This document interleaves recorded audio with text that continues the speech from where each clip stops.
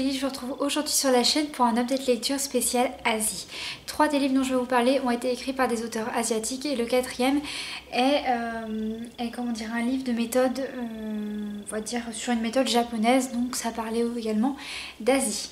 Le premier livre dont je vais vous parler, excusez-moi, il s'agit de Ikigai de Hector Garcia et Francesc Miralles, je suis désolée si je le prononce très mal, et je l'ai trouvé en feuilletant le rayon développement personnel de ma librairie et ça m'a tout de suite parlé. Je veux dire, quelques années déjà, il y a 5-6 bonnes années, vous savez, j'étais dans un mood de très cocooning, très hygge, très scandinave, et quand j'ai découvert le livre du hygge de Meg Wiking, ça m'a tout de suite parlé. Je me suis tout de suite retrouvée dedans.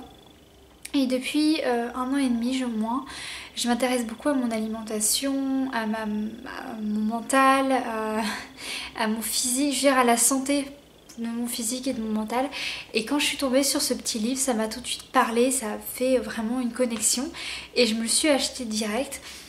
Et alors Ikigai, de quoi ça nous parle? Ça met en avant déjà la façon dont les Japonais, vous savez, abordent le fait de vieillir, abordent le fait de prendre soin de soi, que ce soit physiquement et mentalement. Et aussi leur méthode, pourquoi en fait on compte le plus de personnes qui vivent le plus longtemps, je veux dire au Japon, comment ça se fait que les personnes âgées en général vivent très longtemps, il n'y a pas de retraite là-bas, donc comment ça se fait qu'ils arrivent à travailler aussi longtemps. Il y a beaucoup de choses qui sont expliquées dans ce livre par rapport à ça. Ensuite, comme c'est un livre pratique, je ne vais pas faire la même présentation que d'habitude pour un peu quand même vous expliquer. Donc on nous présente ça, bien sûr il y a des étapes. Et on nous parle de pas mal de choses. En premier, vous avez la philosophie du Ikigai. Donc la philosophie, c'est le fait de vieillir tout en restant jeune. Donc il explique comment, par exemple, stimuler le cerveau en continu. Comment faire en sorte que même si notre corps vieillit, ce qui est un processus naturel, comment garder un esprit clair, jeune, vif, qui ne se laisse pas aller avec le corps. Ensuite, il nous donne des clés anti-âge, donc les facteurs quotidiens qui favorisent un long et plaisant chemin. Par exemple, il recommande de soigner énormément le sommeil. C'est vrai que c'est tellement primordial qu'on a du mal à vraiment y accorder de l'importance. Mais voilà, pour se sentir bien, que ce soit mentalement et également physiquement. Alors le chat vient de monter sur la table sur laquelle j'ai posé la caméra. Donc ça va peut-être un peu bouger. Et donc pour se sentir bien physiquement, mentalement, tout ça, dans un premier temps, il faut bien dormir. Donc c'est vrai que moi j'ai l'habitude de me dire que je vais dormir 8 heures de sommeil, mais quelquefois c'est pas suffisant et quelquefois je ne les ai pas. Mais voilà, il recommande d'autres clés, par exemple de boire de l'eau, enfin de faire pas mal de choses. Alors je vais juste pousser mon chat parce que là il est sur la table, il fait des grosses bêtises, donc vous avez peut-être un fond sonore pas très agréable. Alors ensuite, Maître de longue vie, témoignage des centenaires d'Orient et d'Occident. Donc ça, c'était pour comparer un peu comment les personnes âgées voyaient le fait de vieillir, que ce soit ici ou en Orient. Et c'était très instructif parce que c'est vrai que chacun a une vision des choses assez particulière. Ensuite, de la logothérapie. Non. De la logothérapie à l'ikigai. Logothérapie, alors c'est vraiment le fait de trouver un sens à sa vie, un but. C'est vrai que pour vous en parler un petit peu, moi mon but depuis 5 ans c'était d'intégrer l'école pour être libraire et de faire ce métier. Et c'est bien parti pour, donc oui je ne dis pas que c'est fait, mais mon but c'était ça, je veux dire depuis 2 ans j'ai fait des études que pour pouvoir entrer dans cette formation. À la base c'était pas des études que j'ai fait de moi-même. Et maintenant que j'y suis, c'est vrai que j'ai un peu de mal il faut que je me retrouve un but vraiment précis que j'ai envie de faire, une envie, quoi, une vraie motivation. Donc il y a toujours le fait de vouloir devenir libraire, mais ça en continu. Non, c'est toujours en continu, mais il faut que je me retrouve quelque chose, un objectif à atteindre. Ensuite, entrer dans le flow avec chaque tâche. Alors comment transformer le travail et le temps libre en un espace de développement. Les Japonais et les Asiatiques parlent du flow, donc c'est quelque chose qui existe vraiment. C'est le fait de se mettre dans une optique où on est concentré mais tout en restant zen et détendu. Et ça, c'est un sujet qui est très bien abordé dans le roman et qui nous est très bien expliqué. Ensuite, inspiration des centenaires, donc tradition et devise de vie. Dogimi, mon chat est encore monté sur la table. Ensuite vous avez inspiration des centenaires, tradition et devise de vie d'Ogimi pour une existence longue et heureuse. Voilà, donc ça c'est c'est des témoignages. Ensuite le régime Ikigai, donc là c'est pour expliquer plus cet aspect là du côté nutritionnel, alimentation, parce que les Japonais ils utilisent une méthode qui s'appelle la méthode des 80%, donc ils remplissent leur estomac à 80%, et ce qui les aide principalement c'est que déjà ils boivent beaucoup d'eau, beaucoup de thé vert, beaucoup d'eau chaude surtout, et en fait ils ont plein de petits plats, ils viennent piocher tout ça, donc ils mélangent un peu le sucré salé, l'entrée, le dessert, tout ce que vous voulez. Et ce qui fait qu'ils sont rapidement, ils atteignent vraiment ce côté de satiété, je crois que c'est comme ça que ça se dit. Et on atteint ce palier des 80% et avec une alimentation qui est quand même relativement très saine. Ensuite, bouger doucement, c'est vivre plus longtemps. Exercices orientaux favorisant la santé et la longévité. Donc là, en fait, il parle, comme on est sur des personnes âgées, vous savez, elles ne peuvent pas faire des sports forcément intenses, comme on peut nous recommander si vous voulez perdre du poids. Et c'est vrai que par exemple, il favorise la marche pendant 10 minutes ou 30 minutes, je crois, tous les jours. Ça, déjà, ça va débloquer quelque chose, voilà, de très bien pour le corps et le mental. Et aussi, par exemple, le fait de faire des marches, beaucoup, mais marcher, monter des escaliers par exemple, c'est plus ça dans ce sens-là. Et ensuite, résilience et wabi-sabi.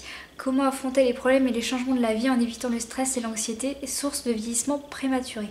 Alors oui, ça c'est un aspect qui est beaucoup abordé dans ce livre, c'est que le stress favorise le vieillissement, ça c'est quelque chose qui est scientifiquement prouvé.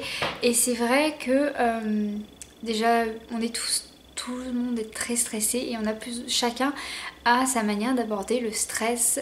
D'autres ne sont pas trop stressés non plus, mais chacun voilà, a sa manière d'aborder ça, de le gérer, de le ressentir. Et il faut faire son maximum pour ne pas être stressé et pour ne pas ressentir les effets néfastes, surtout du stress. Un peu de stress, c'est bien, trop, c'est pas bien du tout pour le corps et pour l'esprit. Mon avis sur ce livre, c'est qu'il était vraiment très bien abordé. Moi, ça m'a plu parce que j'ai toujours aimé la mentalité des Japonais, des Asiatiques en général. Et vraiment la voir écrite et expliquée, ça fait du bien. Et puis surtout, c'est un peu plus clair parce que j'avais vu pas mal de ces aspects-là dans plein de vidéos, dans plein d'articles. Et là, c'est tout réuni en un seul roman. Donc c'est très pratique, c'est utile. Et puis, enfin, on a une version qui est expliquée, quoi. Alors, l'autre roman dont je vais vous parler... il s'agit, donc c'est pas celui que j'ai lu tout de suite après, excusez-moi, c'est celui que j'ai lu tout de suite après. Il s'agit de La bonne fortune de Monsieur Ma, de Qiu Xiaolong. Voici, donc c'est un tout petit livre que j'ai lu pour le week-end de 500 pages. Et je l'avais choisi parce que je faisais la liste en fait de tous les auteurs qui étaient asiatiques dans ma librairie, parce qu'il faut que je lise aussi pas mal d'autres romans, plus que de la jeunesse ou ça, du fantastique ou de la science-fiction ou des thrillers. Et j'avais très envie de me faire, vous savez, tout un listing d'auteurs asiatiques et tout, même d'autres régions. Et j'ai commencé par les auteurs asiatiques, et comme je savais que j'allais avoir un challenge, j'ai décidé d'emprunter celui-ci parce qu'il était tout petit, je savais que j'allais le lire très facilement. Alors, pour le synopsis, donc on est sur l'histoire de Monsieur Ma, qui est un libraire, oui, dans une toute petite librairie qui est en Chine, je sais, à l'époque de Mao. Alors c'est au XXe siècle. Et un soir d'hiver, il est arrêté car il est soupçonné en fait d'être, on va dire, révolutionnaire, d'avoir vendu des choses révolutionnaires. Et il va être donc mis en prison, et des lecteurs qui venaient à la librairie régulièrement vont mener l'enquête. Et pendant des années, donc il va être enfermé, et ils vont vraiment mener l'enquête sur ce qui se passe. On voit Madame Ma qui reste fidèle à son mari, qui ne veut pas le dénoncer parce qu'à cette époque-là, quand le mari était enlevé, les femmes pouvaient divorcer, le dénoncer en fait, et pouvoir être tranquille, alors que Madame Ma a décidé de vivre en tant que femme d'un révolutionnaire pendant l'incarcération de son mari et ne s'est pas forcément défendue. Et c'est tout ce que je vais vous dire par rapport à ce livre. Donc on n'est pas forcément que sur ce côté historique, on est beaucoup sur un aspect poétique et pas romantique, mais vous savez, c'est très bien écrit, c'est fluide, c'est féminin, c'est romancé, c'est de l'amour des livres, c'est automnal, enfin il y a une délicatesse en fait dans l'écriture de ce livre qui m'a beaucoup plu. Et ça venait un peu alléger tout le côté historique qu'on pouvait avoir. Concernant les personnages, donc nous suivons de très loin, nous suivons Monsieur Ma.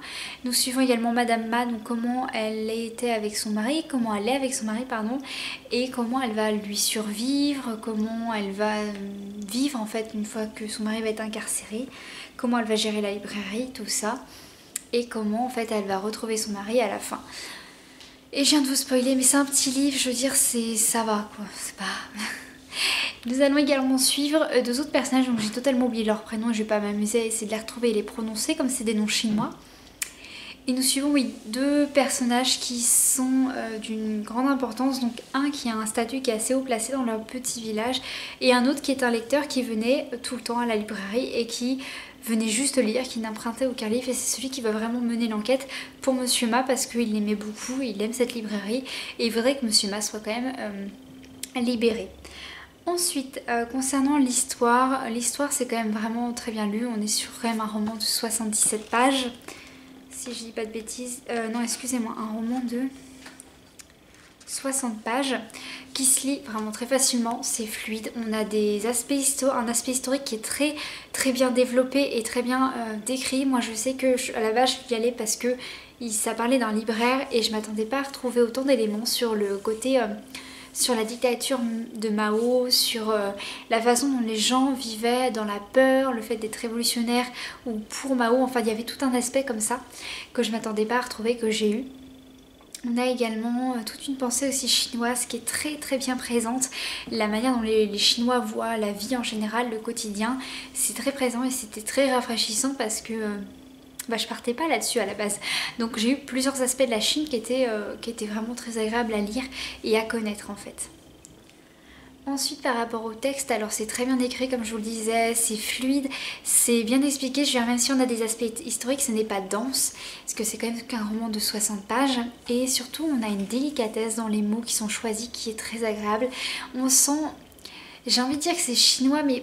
je ne sais pas, il y a vraiment une poésie au niveau des mots choisis, des tournures de phrases. C'est, je sais pas, c'est délicat en fait comme écriture. Je n'ai pas d'autres mots, mais c'était une belle écriture et j'ai bien aimé le lire. Je pense que je vais en lire d'autres de cet auteur. Ensuite, concernant l'ambiance et les décors, alors on évolue sur plusieurs étapes en fait au niveau du temps, donc parce qu'on traverse plusieurs saisons et on va suivre, vous savez, la librairie donc de Monsieur Ma, mais également le village dans lequel elle se situe, qui est un tout petit village de contrée de province en Chine. Et c'est tout en fait, on va suivre que cet aspect-là, on va suivre la petite boutique dans laquelle il y a la librairie et comment celle-ci va évoluer après l'incarcération de Monsieur Ma. Et pour les saisons, voilà, on les voit défiler. Donc ça va être, c'est tout pour les décors, tout ça du livre. Concernant les points positifs, l'écriture. L'écriture est juste magnifique, moi j'ai adoré. Concernant aussi l'aspect historique de détails du pays, de l'époque, j'ai trouvé que c'était quand même bien détaillé pour un petit livre de 60 pages et que ça nous expliquait bien la situation sans trop rentrer dans les détails. Concernant les points négatifs, j'en ai pas vraiment. Je savais que c'était un livre court, mais tout y est, donc je n'ai pas de points négatifs. Et concernant mon avis, j'ai juste adoré cette histoire. Qiao, c'était mon premier livre d'un auteur chinois. Qiu Qialong, je vais y arriver. J'essaie de le prononcer à la chinoise, mais je laisse tomber.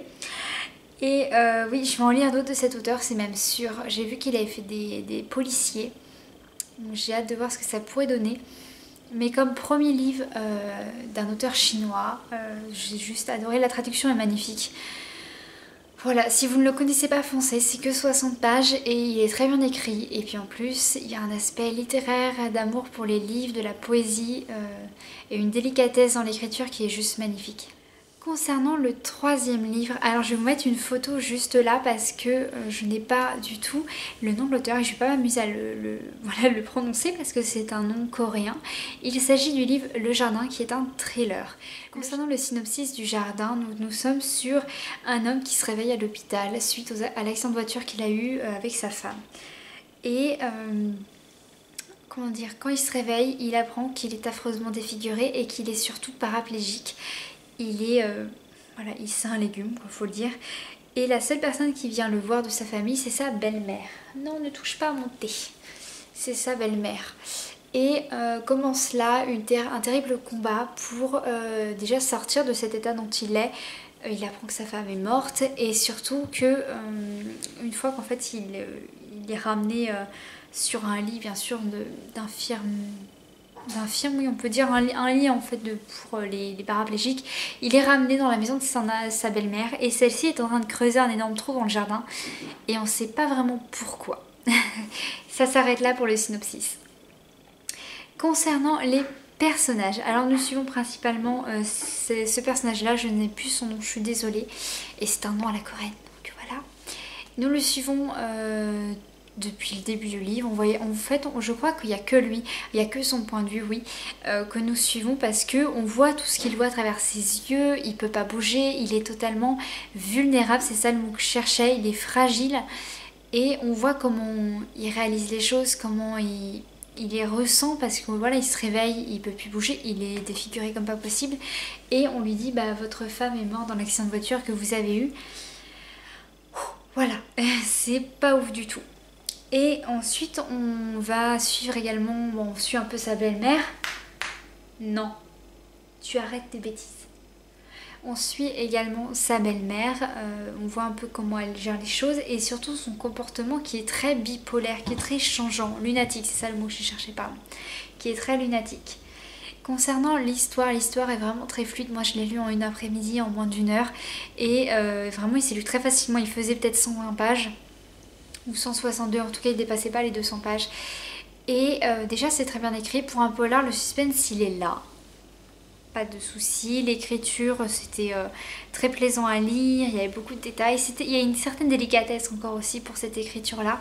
C'était simple au niveau de la traduction, dans le bon sens du terme, je veux dire, c'était pas prise de tête. Moi je tombais sur un polar qui était facile à lire, assez simple mais agréable, je veux dire, à découvrir. Pour l'histoire, nous sommes quand même sur une histoire qui est assez sombre et triste aussi, excusez-moi, parce que déjà on réalise que le mari vient de perdre sa femme, qu'il doit l'apprendre et qu'il vient d'apprendre qu'il n'a plus du tout de vie, quoi, c'est un légume et il doit se battre pour ça, survivre à ça, enfin c'est dur émotionnellement pendant une bonne partie du livre, puis après vous devenez un peu blasé, en tout cas ça a été mon cas, genre, vous n'avez pas le choix de laisser faire les choses exactement comme lui. Et c'est vrai que c'était assez sombre à beaucoup d'aspects. Il y a eu tout un aspect également qui était pas assez travaillé à mon goût. C'est le pourquoi du trou dans le jardin de la belle-mère. C'était ça qui était pas assez travaillé à mon goût. Je trouve que ça tombait un peu comme ça tombait comme ça et puis on n'avait pas d'autres réponses. Donc c'était très dommage. Concernant le texte est vraiment très bien écrit. Comme je vous le disais, moi j'ai juste adoré. C'est délicat, c'est agréable, c'est sombre aussi au niveau du choix des mots, c'est choquant à des moments, c'est juste, j'ai envie de dire que c'est complet mais trop complet, je veux dire c'est vraiment cadré et ça manque un peu de fond et vraiment de profondeur, j'ai trouvé. Concernant les décors et les ambiances, donc on passe de l'hôpital à la maison de la belle-mère, j'ai pas noté trop de décors asiatique, à part le jardin qui m'a beaucoup plu parce qu'on a une vraie description et un vrai travail qui est fait sur la description du jardin. Donc on commence où le couple a acheté la maison et la femme a décidé de s'occuper du jardin et là vraiment elle a fait un travail c'est tellement bien expliqué, on voit le jardin grandir devant nos yeux et s'épanouir et devenir juste florissant, luxuriant, magnifique. Et après, quand il revient, le jardin est laissé à l'abandon, en fait, il est défraîchi, il est mort en fait comme sa femme. Et c'est ça c'était une métaphore qui était juste magnifique et très forte. Et j'ai aimé faire en fait dans ma lecture et même je l'ai fait un peu plus tard quand même, mais j'ai dit ah oui, en fait, il y a plein de sous-entendus, plein de métaphores. Les ambiances sont un peu dérangeantes, un peu sombres. On est quand même sur un paraplégique, donc il n'a plus de sphincter, il n'a plus de volonté, il peut rien faire en fait. Voilà, il y a des moments qui sont vraiment délicats, qui sont abominables, qui sont outrageants en fait, je trouve, pour une personne qui est devenue handicapée et que le personnel hospitalier lui fait subir. Je trouve ça honteux et outrageant. Désolée pour le bruit. En tout cas voilà, pour les ambiances on varie sur ça, on varie sur quelque chose de triste, d'honteux, de outrageant, d'abominable et de méchant aussi quelquefois. Donc ouais, voilà, on joue sur plusieurs tableaux pour l'ambiance et les décors. Ensuite, concernant les points positifs, encore une fois, la délicatesse de l'écriture, la fluidité de l'écriture, le jardin, la description du jardin, j'ai juste adoré. La tristesse qu'il y avait dans ce livre, c'est pas souvent que je commence un livre et que je ressens la tristesse du personnage tout de suite d'emblée et j'ai tout de suite compati, ça fait du bien des fois les livres comme ça. Je sais pas si vous voyez ce que je veux dire, mais j'ai bien aimé cet aspect-là du livre. Concernant les points négatifs, trop complet, vous savez, ça joue trop sur un cadre et ça va pas, ça se lâche pas quoi. On sent qu'il y a une retenue. C'est ça que je veux dire, voilà, on sent vraiment qu'il y a une grosse retenue et c'est dommage que ça aille pas au bout. Ensuite, la fin. La fin m'a clairement déçue, je m'attendais à autre chose. En fait, sur la fin, ils sont partis sur une idée, j'ai l'impression, et puis ils ont laissé tomber. Alors que l'idée, si elle avait été exploitée, ça aurait été juste magnifique pour le lecteur. Un tel retournement de situation, ça aurait été juste trop beau. Mais non, et puis en plus, non seulement ils ont abandonné cette première idée, mais c'est parti sur un truc tellement nul. Je sais, la fin m'a déçue énormément. Là, si je devais pour un nouveau tag, je veux dire quel livre a une fin qui vous a déçu, ça sera celui-là direct. Vraiment, j'ai jamais eu cette sensation à ce point de déception pour la fin d'un livre. Je suis désolée, je suis très fatiguée, c'est ma fin de journée, il doit être 22h et quelques, j'ai hâte d'aller me coucher, mais je tenais vraiment à vous faire cette update lecture ce soir. Concernant mon avis pour Le Jardin. C'était un bon roman policier coréen. C'est le premier livre coréen que je lisais et j'avais pas beaucoup d'attentes. Donc en fait j'ai pas été si déçue que ça par l'intégralité du livre parce que j'ai quand même bien aimé ma lecture. Il y avait beaucoup d'émotions, tout ça dans cette lecture et j'ai pas autre chose à dire. Vraiment c'est un roman policier qui est agréable à découvrir et qui est surprenant à découvrir parce qu'on a vraiment une autre vision des choses. C'est pas comme les autres romans policiers que j'ai pu lire, c'était vraiment léger mais lourd au niveau des émotions et des émotions qui sont la tristesse, le désespoir, la réalisation que vous avez perdu un être cher. C'était lourd dans ce sens-là, dans le bon sens du terme. Concernant le quatrième livre dont je vous parlais, il s'agit, je vous mets également la couverture juste là, il s'agit de Birthday Girl, je vais y arriver, Birthday Girl de Murakami. Alors je n'avais encore jamais lu de livre de Murakami et comme celui-ci faisait 77 pages, je crois, pas du tout. Alors non, c'était un petit livre, hein, vraiment un peu plus épais que celui-ci. Et je l'ai lu tout de suite après Le Jardin, parce que j'avais encore du temps sur ma pause du midi.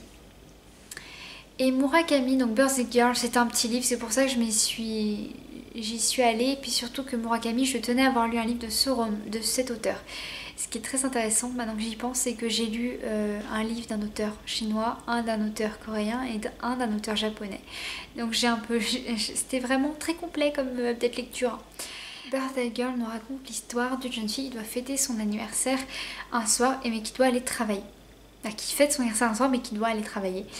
Et sauf que ce soir-là, il y a son patron qui tombe malade et elle se retrouve, je suis désolée, je suis hyper fatiguée, et elle se retrouve obligée d'aller porter le lunch en fait au grand patron qui tous les soirs se fait livrer de la nourriture du restaurant. Et quand elle arrive, il l'invite à entrer, il apprend que c'est son anniversaire, il lui dit vous allez faire un vœu et je vais vous le réaliser. Et ça s'arrête là. Voilà, on n'en sait pas plus, c'est tout pour le synopsis. Et oui, on n'en sait pas plus du tout, même par rapport au livre. Bref, les personnages donc nous suivons. En fait, le livre est assez particulier parce que c'est la jeune fille en question qui raconte comment ça s'est passé à une de ses amies. Et donc en fait, on a ce personnage-là. C'est juste un témoignage. Donc on a le personnage de la jeune fille plus celle de son amie, à moi qui va intervenir dans l'histoire et c'est tout. On n'a pas d'autres personnages que nous suivons.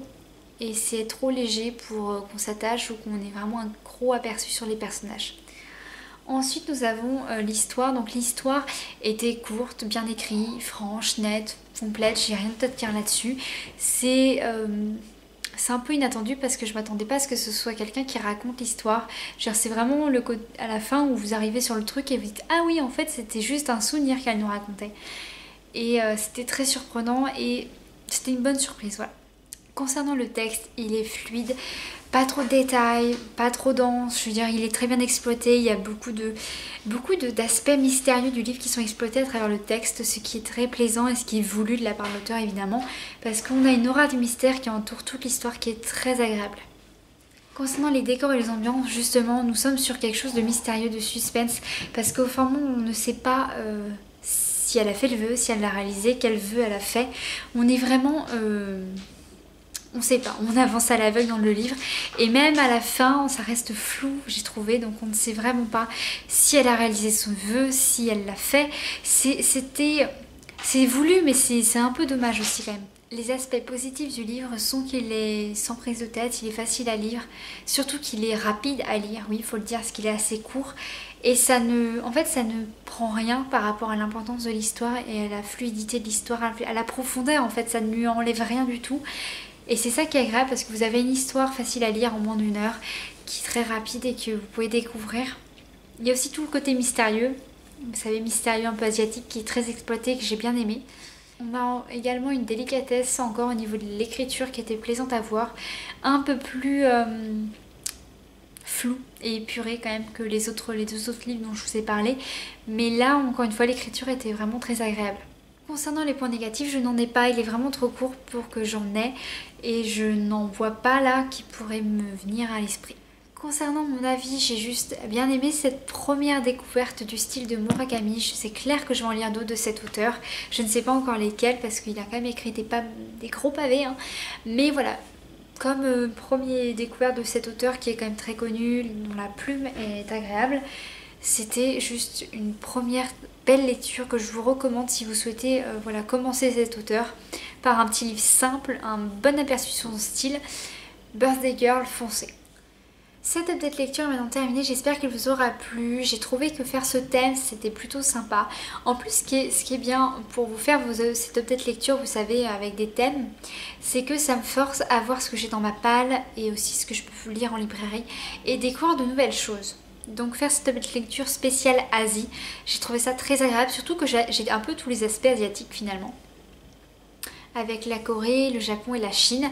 Et c'était intéressant d'avoir d'ailleurs ces 3 points de vue un peu différents, ces 3 styles différents, ces 3 visions différentes. C'était... maintenant que j'y pense, ouais, c'est plutôt pas mal. Je suis désolée, je suis très fatiguée, je vous ai tourné ça, je voulais absolument vous le tourner là parce que je dois rendre certains livres demain. Et c'est vrai que j'aurais clairement pu le faire demain en étant reposée. De toute façon, je vais aussi vous tourner des vidéos demain. Cette update lecture, je ne sais pas quand est-ce que vous allez la voir. Ce sont des livres que j'ai lus après, par exemple The Book of Evie et un autre livre. Et donc c'est normal que vous le voyez pas, que vous le voyez, je veux dire, avant eux, parce que les 2 autres, c'est de la jeunesse. Donc j'attends de lire de la jeunesse pour pouvoir vous les présenter, ce qui va arriver assez rapidement quand même. Hein. Je vais essayer de caler ça, même si j'ai encore un update lecture qui s'annonce pour un autre thème. J'essaierai de faire quand même des thèmes assez généraux parce que sinon je suis bloquée par rapport aux lectures que je peux lire et vous présenter. Et sinon ça va faire des updates lecture qui partent très loin. Je vais essayer de vous tourner des vidéos pour que vous les ayez pendant ma semaine de formation, que je n'ai pas à vous les tourner, que j'ai pas un retard, vous savez. Je sais qu'à chaque fois je dis ça, mais j'ai du mal à m'y tenir, mais là, il faut que je le fasse. En tout cas, voilà, je suis désolée pour le manque peut-être d'enthousiasme, mais clairement la fatigue apparente en fait de moi. Et je vais aller me coucher, je crois.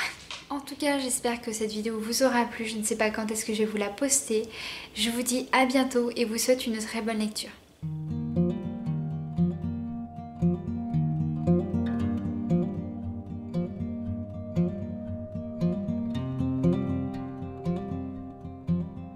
Thank you.